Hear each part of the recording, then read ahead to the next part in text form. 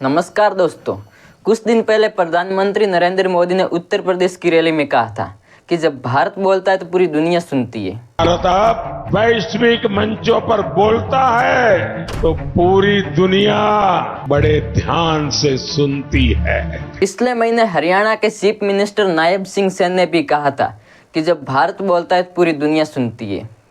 इतना ही नहीं, पिछले साल जुलाई 2023 में बीजेपी के नेता राजनाथ सिंह ने भी कहा था कि जब भारत बोलता है तो पूरी दुनिया सुनती है।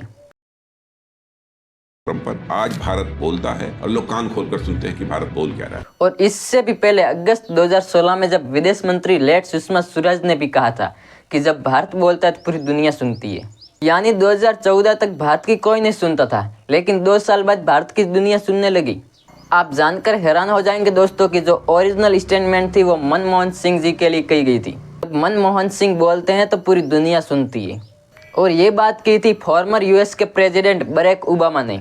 ओबामा ने कहा था कि जब भारत के प्रधानमंत्री बोलते हैं तो पूरी दुनिया सुनती है।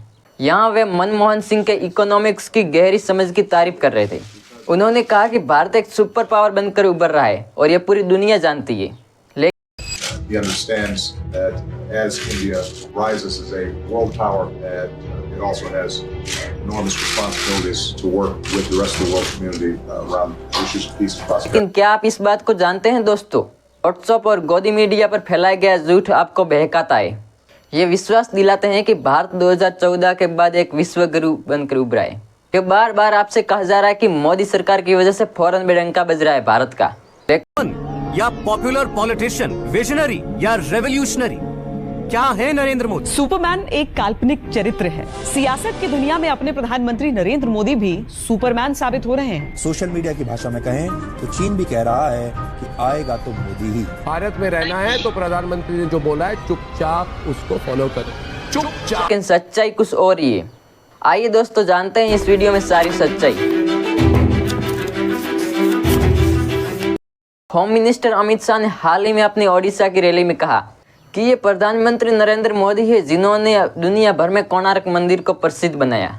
नेता मोदी जी के साथ हाथ मिलाकर फोटो खिंचाते थे, इसके पीछे तस्वीर कौन सी थी? हमारे कोणार्क के सूर्य मंदिर की तस्वीर के सामने मोदी जी ने हाथ। कोणार्क का सूर्य मंदिर आज दुनिया भर में प्रसिद्ध हुआ। सच्चाई तो यह है दोस्तों कि कोणार्क का मंदिर 1984 में वर्ल्ड हेरिटेज साइट बन गया।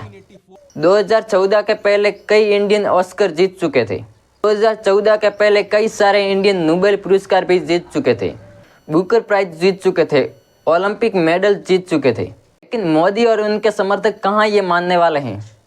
उनके हिसाब से तो भारत 2014 से पहले बियावान जंगल था और मई 2014 से दुनिया भर में डंका बजने लगा भारत का। इसलिए तो ये है दोस्तों कि डंका सिर्फ व्हाट्सएप और गोदी मीडिया पर बज रहा है। फेक तस्वीरें फैलाई जाती है। गोदी चैनलों पर और बीजेपी के नेता द्वारा कहा जाता है कि रशिया और यूक्रेन का वॉर रुकवा दिया उन्होंने। कहा था ना, कैसी भी सिचुएशन हो मोदी जी हमें घर ले आएंगे, वॉर रुकवा दी पापा। जबकि असलियत में ऐसा कुछ भी नहीं हुआ था। Propagating that to say that somebody is holding a bombing or that this is somewhere we are coordinating that, I think is absolutely inaccurate. असलियत में कैसा डंका बज रहा है वो आप खुद देख सकते हो। 2015 में टाइम मैगजीन पर कवर फोटो छपी जिसमें लिखा गया वाई मोदी मैटर्स, और इसे देखकर मोदी के समर्थक खुशी से बावले होते जा रहे थे। लेकिन 2015 में उसी टाइम मैगजीन पर फोटो छपी और इस बार लिखा इंडिया डिवाइडर इन चीफ, यानी भारत में दरारें डालने वाला।